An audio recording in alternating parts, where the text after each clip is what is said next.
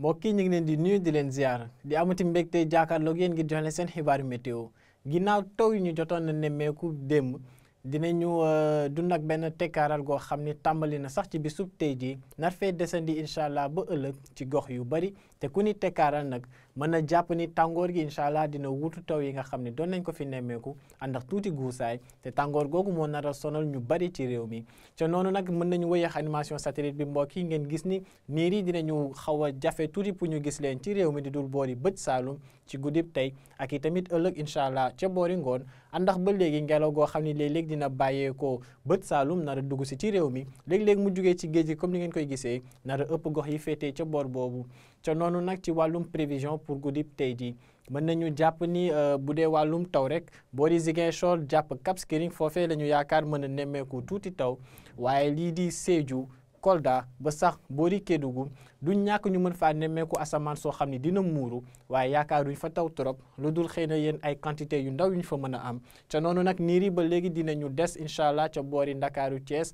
ba ci Mbour ànd ak tamit Fatick ak Kaolack waaye jàppale ni moom bu dee wàllum taw rek séntu wuñ fa lu bari mën naa wax sax séntu wuñ fa dara ca noonu lii des ci réew mi moom du ñàkk léeg-léeg asamaan si xaw a muuru tuuti waaye léeg-léeg tamit ñu mën a gis weer wi ànd ak ca noonu tàngoor goo xam ne dina fi desandi ba léegi ca boori bët gànnaaru réew mi diggante Saint-Louis ak i Podor foofee température yi lu ñu wàcc ci ñaari fukki degré ak juróom-ñaar lañ nar a des comme fële ca Podor te dinañu àgg sax ca ñaari fukki degré ak juróom-ñett ca Saint-Louis digg réew mi ak i tamit boori penku ca penku dinañu nemmeeku ba léegi ay température yoo xam ni lu ñu wàcc ñaari fukki degré ak ñeent lañ nar a toll jàpp sax ñaari fukki degré ak juróom ba juróomi benn comme ni ngeen koy gisee ci sowu réew mi boo di bët saalum la permis nar a xaw a féetee tuuti ak température yoo xam ni ci ñaari fukki degré ak ñeent lañ nar a toll comme minimal buñ demee nag ëllëg incha allah ci digg bëccëg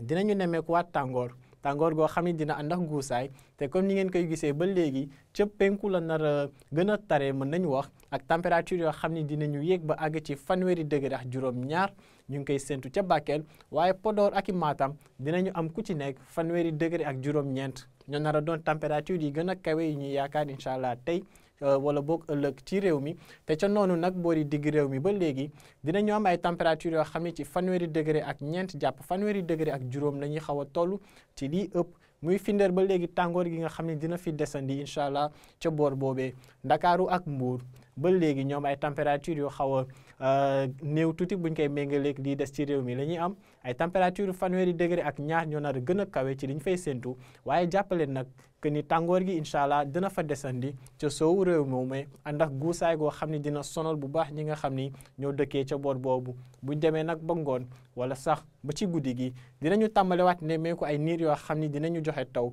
niir yooyee nag am nañu yaakaar bu baax ni dinañu laal Kédougou ba mën fa ànd ak sax tuuti dënnu te ca noonu nag am tamit yaakaar ni du ñàkk ñu mën a yéeg ba boori Bakel Tambacounda ak i tamit ba ca Kolda pour mën faa joxe tuuti ndox donte warut a bari sax nag Ziguinchor ak Sédhiou moom yaakaaruñ fa taw trop waaye du ñàkk niir yi nga xam ne ñu ngi war a jugee ca penku réew mi war a mën a walyaan ba agsi ci bët saalum fële ca Casamance ba moo waral sax nag ñu ne mën faa nemmeeku niir yoo xam ne dinañ fa desandi incha allah ci ngoon jàpp guddi waaye bu dee ci wàllum taw rek moom ay yaakaar yu néew la donc xamee leen ko noonu mbokk yi